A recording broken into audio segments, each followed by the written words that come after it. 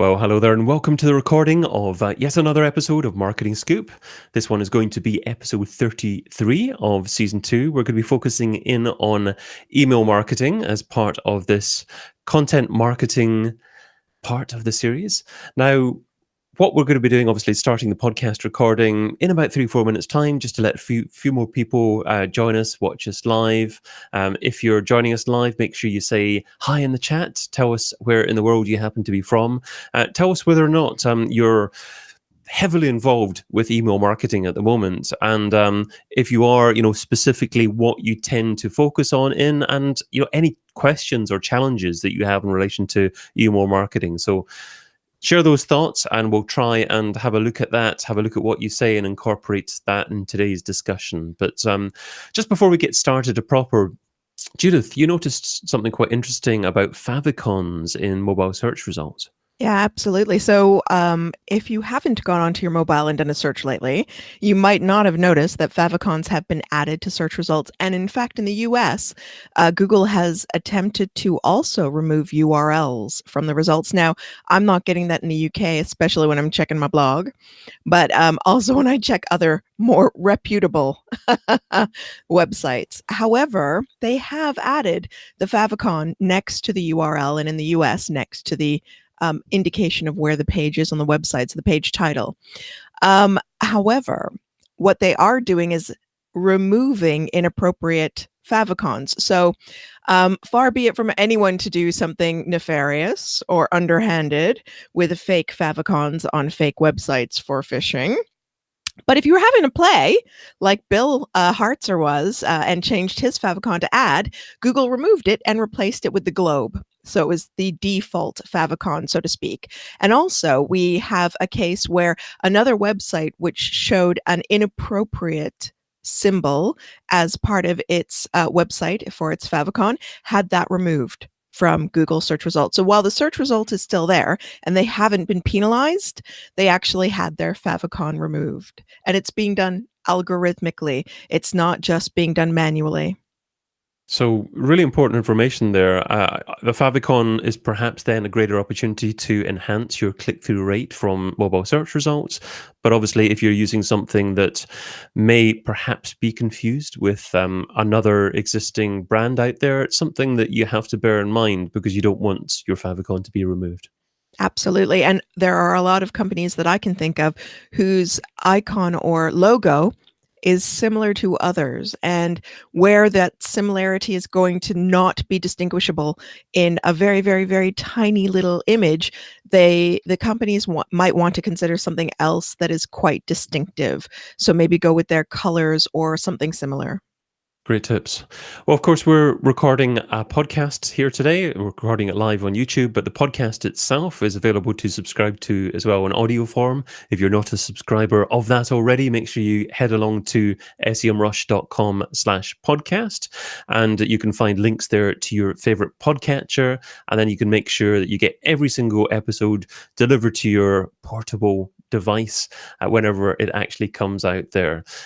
So like to see more subscribers. We've got loads of people subscribed already. It's great to see all the reviews. We're going to mention one of the reviews later on in the show. So remember to ask your questions, though, because you're part of the live audience. We do have a few people watching here live at the moment. So if you're watching here live, ask any questions in relation to email marketing. And that's what we're going to be talking about today. Be great to get a little bit of interaction, and it's always useful, obviously, if we can incorporate your thoughts as part of the discussion. But let's get going, and we'll start with the official podcast recording just in the next couple of minutes. Now, I just need to press record first before we do that, because there's no point in actually getting going with podcast recording before we do that. But that's what this initial prep's for. So here we go with the actual show. Marketing Scoop Season 2, Episode 33. What works best for email marketing now? Brought to you by Semrush, this is Marketing Scoop. I'm David Bain. And I'm Judith Lewis, and welcome to the Semrush show that reveals the latest digital trends and technologies that impact your marketing strategy. Together with industry experts, we delve into SEO, advertising, and content marketing to uncover the ultimate recipe for digital marketing success.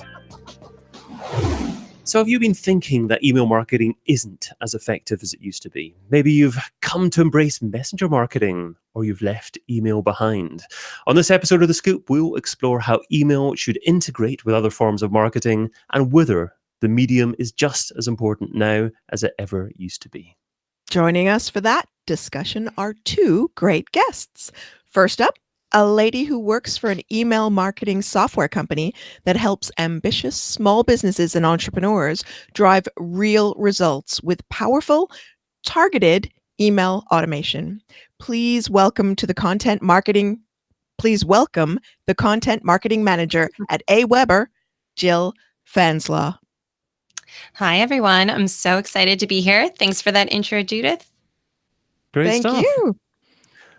Well, next up, the author of the book Email Marketing Rules, Checklists, Frameworks, and 150 Best Practices for Business Success. He's the head of research at Oracle Marketing Cloud Consulting. Welcome to The Scoop, Chad White. Thanks for having me. Thank you, So, Chad. let's stick with Chad to begin with. So Chad, you are now on edition 3 of your book, Email Marketing Rules. How much would you say has changed about email marketing since you published the first edition in 2013? Yeah, so today is actually the 2-year anniversary of the publication of the 3rd edition. So really awesome. Happy birthday. Thank you. Yeah, so the first edition, way back in 2013, and actually quite a lot has changed. Back then, we were still kind of debating whether or not engagement-based filtering was a thing in email deliverability. It absolutely is. Everybody knows that now, but at the time there were kind of a lot of kind of questioning and hand-wringing about it. I think a lot of people sort of in denial. So now, your subscribers not only have to tolerate receiving your emails, they have to engage with them. So they need positive feedback. That's what the inbox providers want. And needless to say, that has all kinds of ramifications around how you manage your list, how you talk to your subscribers.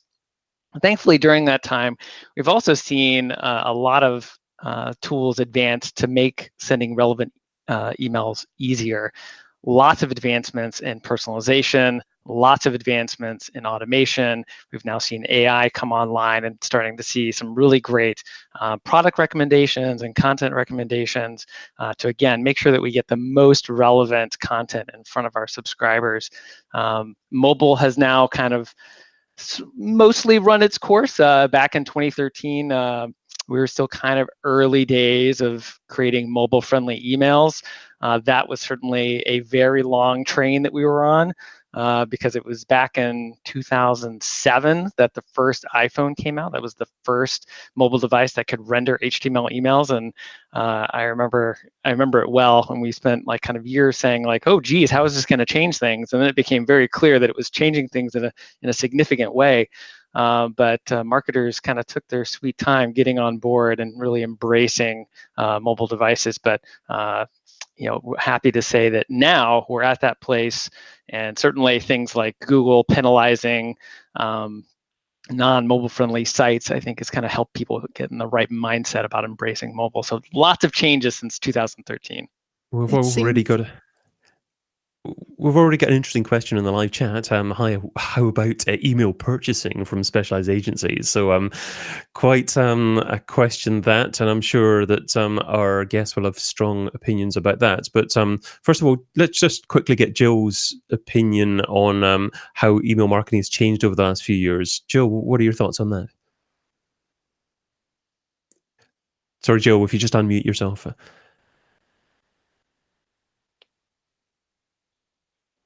Sorry about that. Yeah, I think Chad said something that, he hit the nail on the head. It's not about blasting our subscribers anymore. The inbox is now a secret place, and we have to respect the inbox. We have to kind of build relationships with people, and that means sending value, and it means sending content that people need and content that people want. We can no longer be these sleazy used car salesmen and kind of just sell in the inbox and expect results. results. You're never going to get results that way. We really need to kind of, respect and foster the relationship in the inbox. We've been invited in. People can easily ask us to leave. So, there's so many different ways to do that nowadays. And it's really, one, sending value, and two, sending targeted content. You shouldn't treat your subscribers like they're this faceless mass of people anymore. Each of your subscribers is an individual person who has individual needs. And, email marketing platforms nowadays are so smart, and you can tag and you can label people and you can literally put the content into their inbox that they're looking for. And, if you're just treating email as these blasts and, expecting to get results, you're never going to see them. So, looking forward and kind of thinking about how to create a long-term growth strategy around email marketing, you really need to be thinking about sending targeted, relevant content. Yeah, just to add to that, Jill, I think one of the things that's really difficult about email marketing is that in a way you really can just blast people and not be smart about it and see, not great results, but you can see positive results. And I think that's where a lot of people still get kind of lulled, that if you have a much more targeted approach, you get way better results. And I think that's the thing that has always sort of held email marketing back, is that you can do a pretty poor job of email marketing and still get a positive return. Whereas if you're, a horrible advertiser on TV or radio, you're going to lose money hand over fist. And so I think that's like the cost structure that email marketing has always sort of allowed a lot of people to say, well, this is good enough. Like, I can just blast everybody in a nonchalant way and not tailor my content and not treat my subscribers like individuals, and I can still get a positive return. Whereas they're really missing out on way better returns by doing some more sophisticated things that, as you pointed out, today is not technologically all that difficult anymore. There used to be a time where segmentation required you to crawl to IT and try to get, segmented lists and stuff. You don't have to do that anymore. Way easier, infinitely easier. Yeah. I'm sorry, Judith. I was just going to say, Chad, I think that you're right. Sophisticated doesn't necessarily mean difficult anymore. The email marketing platforms like Aweber, we're making it easier than ever to be able to do smart email marketing. It's as easy as just on a sign-up form, someone coming in, whatever lead gen you bring them in on, labeling them as such, and then handing them content afterwards that will be valuable to them and in line with what they're looking for. Again, it doesn't need to be complicated. Email marketing should not be your entire job if you're running a business or you're an entrepreneur or you are trying to build your brand. We don't want you spending all day, every day doing email marketing. You should be able to put systems in place that are smart and they're getting you really good returns without having to constantly be doing it. And I guess from the European point of view, we've been able to be lazy and to a certain extent, just sort of throw out something that's mediocre for many, many years until GDPR. And GDPR has really forced a lot of businesses to reassess how they approach email marketing.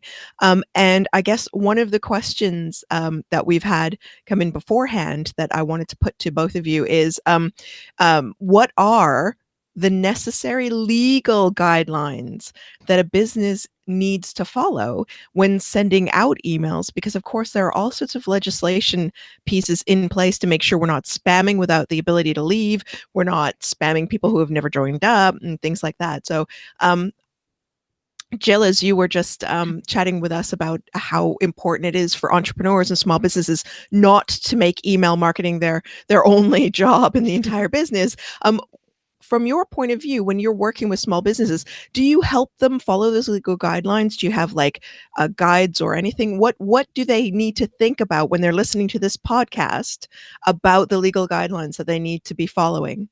Sure. I mean, at the end of the day, GDPR sounds super scary, right? It sounds like you need to do all this work. But at the end of the day, if you do email marketing well and you do it right and you're sending your subscribers exactly what you promised that you would send them, in your sign-up form, I would just be very upfront. I would say, listen, by opting in to my email list, I will send you this content at this frequency. And I would just follow that. Like, that is what you promised them. You're building this foundation of trust with them. And GDPR came about because people were breaking that trust. They were sending people stuff that no one wanted. They were spamming them. If you lay it out there, you say, this is the content I'll be sending, and this is the frequency I'll be sending it, and you don't go outside of that, then you should be totally fine. So, Jill, Yeah. if your business pivots a little bit, I mean, not totally, but if what you do changes a little bit and the content that you send out changes a little bit, should you ask people to resubscribe, or is it reasonable to send one email out to your existing list to say, this is how my messages are going to change in the future? If you're not comfortable with that, then unsubscribe. Yes, you always want to be able to give your subscribers the ability to unsubscribe, to opt out of your email list. That is, every email that you send should have an unsubscribe link, because ultimately, again, if they're not interested in your content or that's not what they want, then you don't want them on your list anyway. Because you want people on your list who are going to be opening your emails, engaging with your content, and ultimately buying your services or your products. If you have people on your list who are not interested and not engaged, then it's in your best interest and in their best interest for them to unsubscribe. And I guess in the past, sorry. No, I was just going to add that the permission practices are the big thing around GDPR. I guess I should stipulate for both Jill and I that neither of us are lawyers, and that you should seek legal counsel from your attorneys. Very good point. That being said, definitely not a lawyer. That being said, I mean, in my mind, a lot of GDPR revolves around definitely being clear and upfront with would-be subscribers, but then also having very clear permission practices, which is really the core of where we have, as an industry, have fallen down. And I know that some people are really upset about GDPR, but GDPR exists because we as an industry have failed to self-regulate. So this is the medicine that now we need to take. And frankly, I think it's a really good thing because it puts us in line with consumer expectations. GDPR really is all about aligning ourselves with consumer expectations. And I think it does a really good job of that. And so on the permission front, it's about telling people what you're going to send them, but also getting a clear opt-in, not adding opt-ins, pre-check boxes to other types of activities. And in the world of content marketing, I'm definitely thinking about webinar registration forms. I'm thinking about report download forms. Those opt-in boxes should not be pre-checked anymore. Not in the world of GDPR, and increasingly not even in the U.S. where GDPR is not fully affecting people. We're seeing a lot of global US brands really kind of embracing GDPR. There's definitely, the writing is on the wall that between CCPA and it's whatever the heck it's going to morph into, that in the US we're going to get some kind of GDPR light kind of law here in the US. It's been brewing for a while. And again, I think that's great. I think CAN spam does us no favors. It sets all of the wrong expectations for how to be successful in email marketing today. So I personally, embrace this change. It's long overdue, but opt-in boxes that are unchecked, clear opt-in forms, and really taking another look at double opt-in, which you're never going to get quite the same. You're always going to have some loss using double opt-in, but research that I've done has shown that email marketing returns are higher when you use that, because you're getting much better quality and generating much more trust, which is really the core of what email marketing is all about. It's about building a relationship. It's about trust back and forth. So Mosen asked in the chat, what do you suggest how entrepreneurs should use email marketing to generate profits, build a list, and create passive income streams. I think that question's probably a little bit too general to be able to offer any serious opinion on. So, Mohsen, if you could actually drill down into the particular niche that you want to be involved in, and perhaps a little bit about the content that you see offering, then hopefully our guest could perhaps give you a tip or two in relation to that. But let's return to the first question, and that was about email list purchasing. Chad, do you think that is always a no-no, or are there cases where if it's done a little bit more ethically, that it could perhaps be an effective strategy? Yes, I don't know what a little more ethically means, but in general, part of the problem is that list purchasing as a term is gotten very muddied. Some other research that I did demonstrated that list rental means almost the same thing as list purchasing in a lot of people's minds, and so it's a very muddy space. So the classic list purchase where I buy a list of email addresses, that I think it's a total no-no. It's a one-way ticket to getting blacklisted and getting blocked all over the place. So I definitely don't recommend that. Now, list rental, the way that it's supposed to be done, can be effective, and sometimes that's what people are talking about when they talk about list purchase. And I always think about this in the same way that you would take out an ad in a newspaper or in a magazine, which is to say that if you would craft the message, your brand would craft the message, and you would give it to the owner of the list, they would then send that message to their subscribers using their sender name, using their opt-out, and that's how that message should go out. Again, very sort of analogous to putting an ad in a magazine. That magazine would never accept your ad if it was not aligned with their brand and with their audience. And the same kind of mechanism should be at work when you're doing a list rental. A list rental that involves putting your brand's opt-out in there is a sign that they don't believe that their audience is a good match for your message. So there's signs there that can tell that there's a misalignment. If they want to use your name as the sender name instead of their own, that's again another cue that there's a misalignment there, that they don't believe that their audience is really appropriate for their audience. So list purchase, no. List rental, sometimes, if done right. Okay, that was I think an important underlining of the difference between the two terms there. Maybe we should move on to list building. Joe, have you got any opinion on what constitutes best practice list building now? What tends to be more effective to encourage a decent quantity of people to opt in and stay engaged? Yeah, that's a great question, David.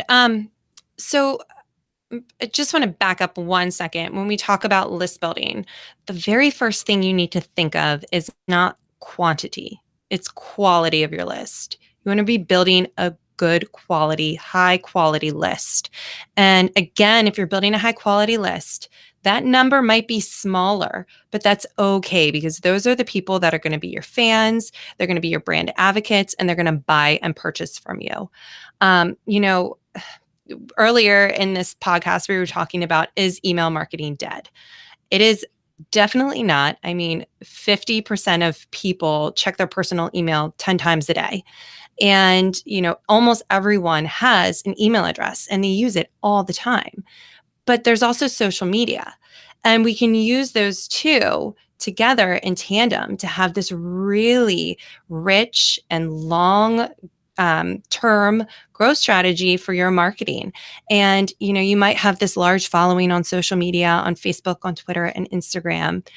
Every chance you get, you want to be trying to get your fans and your followers from social media to sign up for your email list.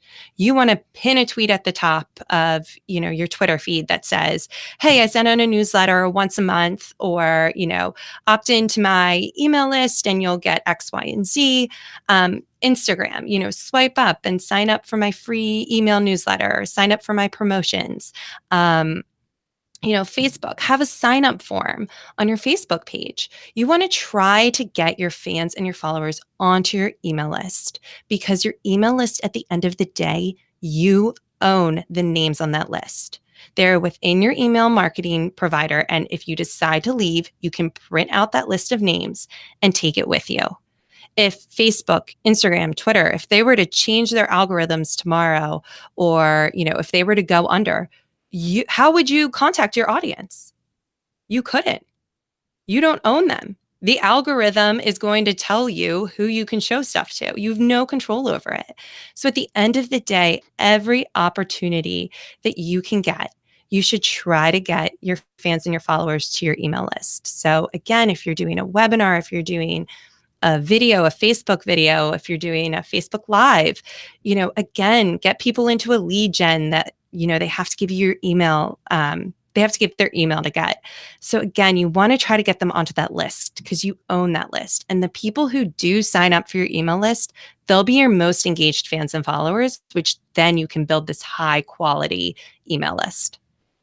So once we get our fans and our followers to join our email list, so we've captured them and we've got them, do either of you have some really good examples of effective subject lines or message copy? Because once we've got them there, we might not feel confident about the message that we're putting into the most visible portion of the email when we're sending it out to them, to keep them there and to get them to open it and to keep them engaged. So do either of you have any good examples of effective subject lines or message copy or tips? Sure. In terms of subject lines, I think this is probably one of the most, I think this is absolutely the most misunderstood part of email marketing. People have really wrong-headed views about what the goal is with a subject line. And a lot of people think that the goal of a subject line is to get someone to open the email. And that's actually not the goal of the subject line at all. The goal of the subject line is to get the right subscribers to open the email. You need alignment between your subject line and the body content. And subscribers do not take kindly to being tricked into opening an email. So I do not recommend vague or overly clever subject lines that don't make it clear what they're getting. Again, email marketing is a relationship, and what you're doing is that you're trading value for the time of the subscriber.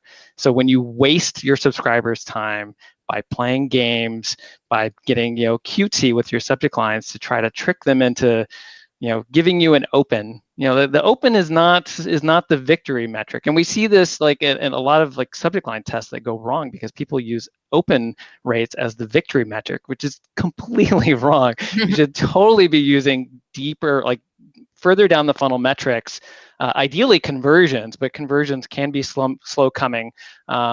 So, and often cases, a click can be a good victory metric for subject lines that you can get statistical significance much more quickly with. But you really want to make sure that you're not wasting your subscribers' time. You want to build that relationship. You want to demonstrate respect for them and their time. So you don't want to play games with that subject line. So really, in a lot of cases, it's very straightforward subject lines that win the day. And when we're talking about newsletters, so many newsletters are successful with the name of the newsletter and the number or the date of the issue. That kind of which we would think is very boring. It's a brand building, easily recognizable subject line. That's what you're going for. So that's the kind of subject line that leverages the relationship that you've built up from prior emails. So don't think about subject lines in isolation. Great tips. Chad, I liked what Jill was also talking about when she was mentioning social media and the importance of mentioning the importance of subscribing in social media, and obviously the integration of different digital marketing channels, because I think many people still contemplate email as being a fairly siloed marketing channel. Can you think of any channels that absolutely need to be thought of alongside email marketing, and something that if you participate in and mention email marketing as part of, it will benefit your list building and your communication through email marketing? Yeah, really all of them, right? Like, the days of, like you pointed out, like the days of thinking of email as being in its own little silo is gone. But for the, that applies to all channels. Social media can't operate in a silo. Your print campaigns can't operate in a silo. Your offline channels can't operate in a silo.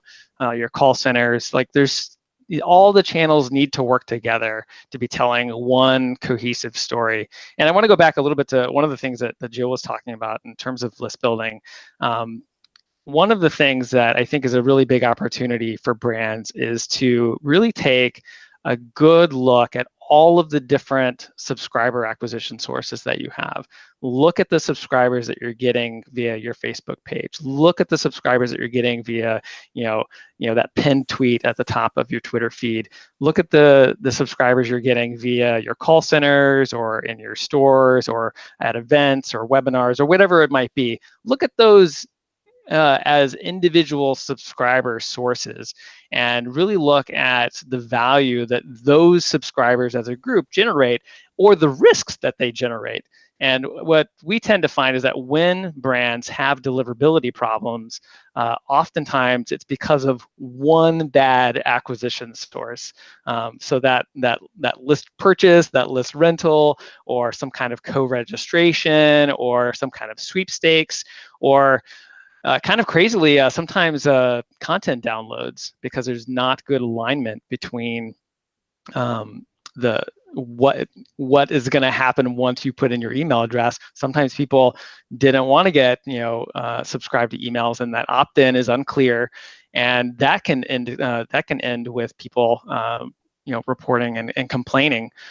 So that, in some of the research that I've done, has been a sort of a surprisingly problematic subscriber acquisition source because of unclear expectation setting. So that would be my bit of advice around list building, is that you should use a wide net, but really pay attention to what you're bringing in during at each of those different points of the net. What's the quality like? What's the risk profile look like? And then use that to make decisions about how to optimize each of those subscriber acquisition sources and to potentially cast off some of them. Social, I think, is honestly somewhere in the middle. In terms of being a great subscriber acquisition source. For some brands, it could be really good. For some brands, not so much. It really depends on why people are there. What kinds of conversations are they having? Are they there to talk to you? Are they there to talk to other people a bit more? It depends on sort of the tenor of your presence there. But I'd like to get your thoughts on one other related channel, and that's messenger marketing. So is something like messenger marketing potentially replacing email a little bit, or is it a chat functionality that's a little bit different and a different type of channel, and you can do both at the same time? Yeah, I think you can do both at the same time. I think with email marketing, I think we've fallen into this line of thinking of email versus channel X. And I'd like to see us move beyond that, because it's not email versus print. It's not email versus social. It's not email versus these other channels. It's all these channels working together. The order of the day is omni-channel orchestration. How can we make all of these channels work together, play to the individual strengths of these channels? And but that said, I completely agree with what Jill said, and that email marketing is as strong as ever. Like, there's been this really silly thread about how email marketing is dying, and that thread started over a decade ago, and during the intervening years, email has only gotten bigger, more profitable. There's been just in the email service provider space since 2012, there's been over I think we're up to $24 billion in acquisitions. This is a space that's incredibly validated from a technology standpoint, from an ROI standpoint. So it's really kind of a joke. And it's also worth pointing out that during this time, a lot of the channels that were supposed to kind of kill email either made them stronger, or the value prop of those channels has changed completely. And I think I would put Facebook in that category. I remember when Facebook was supposed to kill email marketing, and Sheryl Sandberg was talking about how like, oh, email is like it's going to be so passé, and we're going to put them out, email out of business. And now like the value prop of Facebook has completely changed. It used to be all about like organic communications and conversations. And now what is it about? It's about paid. It's like, it's all about paid on Facebook. So I think that people are kind of coming back to email as this like, this rock, this foundation that you can really build email on. is just middle aged. It's not as sexy anymore, but it's still around and it's doing okay. Well, I think it's very sexy. Again, the personalization that you can do now is amazing. The automations, the journeys you can set up are amazing. The AI that you can make your emails really smart is amazing. Interactivity, AMP for email. There's all kinds of really exciting things that are making email even better. And it's not like a brand new this year kind of thing. It's been incremental change along the way. Great So comeback. No. yeah, no, there's always great new things with email. But the big story again is orchestration, across channels. Your customer engages with you across channels, so it's on every brand to meet their customers where they are and to tie all of those interactions together. And email is an important part of that. Well, coming up, an actionable tip from both of our guests. But first of all, I'd like to thank Katie Joy B for leaving a lovely review on Apple Podcasts. Katie, you say, David, Judith, and their talented guests talk all things marketing, giving you the tools you need to get hands-on with your business. The best part is these tools come from truly engaging individuals that have been where you are and want to see you succeed. Thank you so much for putting out such a spectacular show, guys. Keep up the great work. So, Katie, thank you so much for that wonderful review. And if you, dear listener, feel like leaving a review too, we will certainly read it. And we may even read it out in the next episode. So a review would be appreciated. But now, time to hear those actionable tips from Chad and Jill related to, or not necessarily related to, what we've been discussing so far. Let's stick with Chad first. Chad, what's your actionable tip? Yeah, so I think my actionable tip would be to really take a good look at your automated email programs. Really do an inventory and then an audit. The idea that automated campaigns are set it and forget it is a myth. It was sort of initially it was sort of lauded that was a value prop of these emails, that you could just set them and then walk away and they would work their magic in the background and you wouldn't have to futz with them. But that's not the truth. The truth is that you have to actively manage and care for these emails. These are living emails, so you need to A/B test them. You need to refresh them periodically. You need to take care of these things. They're a living program. You can't just start them up. You can't just wind them up and just send them off on their merry way. That is not a recipe for success. So that's my tip. Well, you can find Chad over at emailmarketingrules.com. And next up, we have Jill. So Jill, it's your turn. You've got a lot of time to think about this. What's your actionable tip? Okay, so I narrowed mine down to one because I think that it is good for everyone who's doing content marketing, to email marketing, who's blogging, and that's just to avoid something that I call rot, which is redundant, outdated, or trivial information. So never, ever, ever send or write or publish something that anyone else can just go and find on Google, or that's outdated and just not interesting to them, because they'll bounce out of your list and never make it to the next stage of their journey with you, because they're not going to want to open from you again. Think of every email as a relationship builder, not as a transaction. And again, give them value. The more value you give someone without asking for anything in return, the more indebted they'll feel to you. It's just this psychological thing that all humans have. So if you give them value, you give them great content, and you teach them something, you give them service, then when you put your solution or your product or your service in front of them, they will gladly buy it because you have given them so much already. And again, you are solving a problem for them. But if you just send rot day in and day out, or even, you send value, but then every now and then you send an email that you're like, don't send that email then.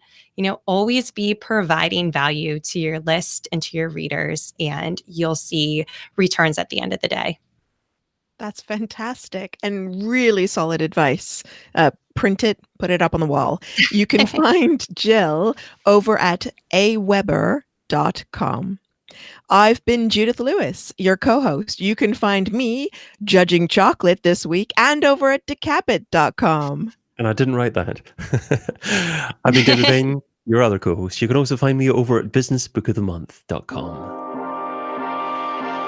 On next week's show, we'll be asking the question, how do you recover from a Google penalty?